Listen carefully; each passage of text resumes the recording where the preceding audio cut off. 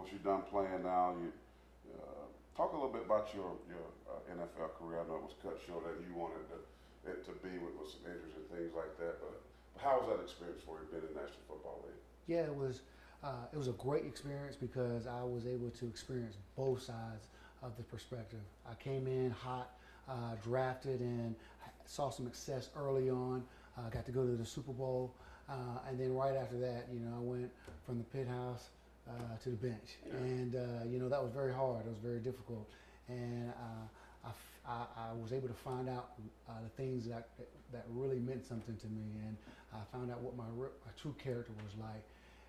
But it set me up for who I am today, and so I'm definitely grateful, and I got to do something that most people only dream of doing.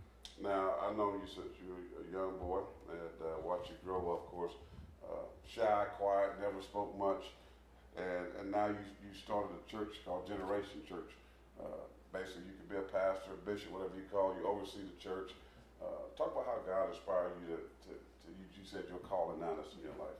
Yeah, it's really funny because I wouldn't have picked it, and I definitely don't feel qualified, or I don't feel like I'm the guy for the job. But I told God I'd give God my best, and whatever it was, I'm just going to show up every day and give God my best. And it just so happened this little church just started out and needs some help, and I started with putting out the chairs, and every week my responsibility just kind of grew. And before I knew it, I was leading a church. And again, I would have never picked it. I definitely don't feel like I'm qualified or someone who is deserving of the position. But I'm just trying to give God my best every day, and hopefully God will be proud of what I'm doing.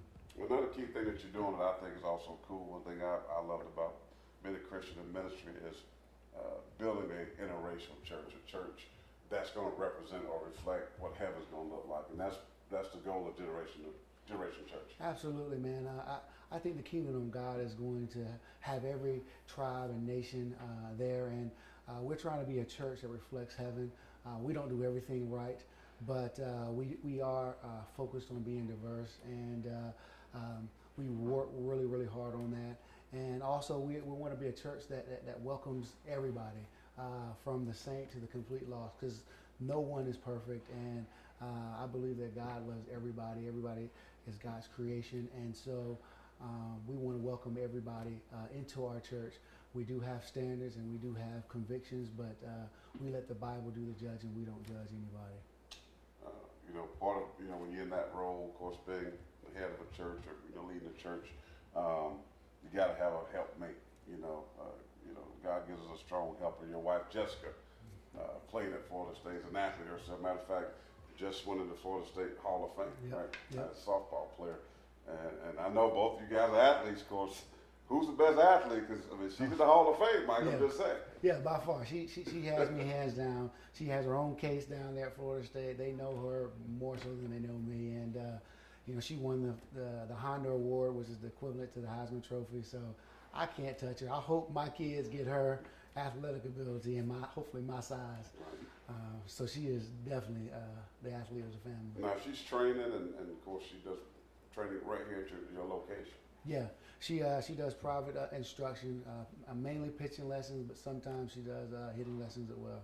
That's good stuff. So finally, you come from a family of athletes. As a matter of fact, I was sharing with Amber as we was driving over. Started with your older brother Riley, played at Georgia Tech. Your sister went to Notre Dame for track. Pete went to Florida State, and then you went to Florida State. But as the youngest, was there just intense pressure seeing your siblings all do well, and you had to go that same route? Yeah, there was pressure there, and with the pressure, there was encouragement, and there was pressure, and that there was a standard, but I knew that they were going to love me even if I failed. And so I knew that all I had to do was give my best. But the great thing was that I had my brothers and sisters. They laid out a roadmap for me, and all I had to do was follow in their footsteps. And I knew that my chances of making it were pretty high. And so it all depends on how you looked at it. So on one side, yeah, it was a lot of pressure, but on the other side, man, they created a roadmap. I knew I had the tools. All I had to do is work hard and do what they did, and I knew I was going to be okay. Good stuff, man. Appreciate it. Thank you, man. Good stuff.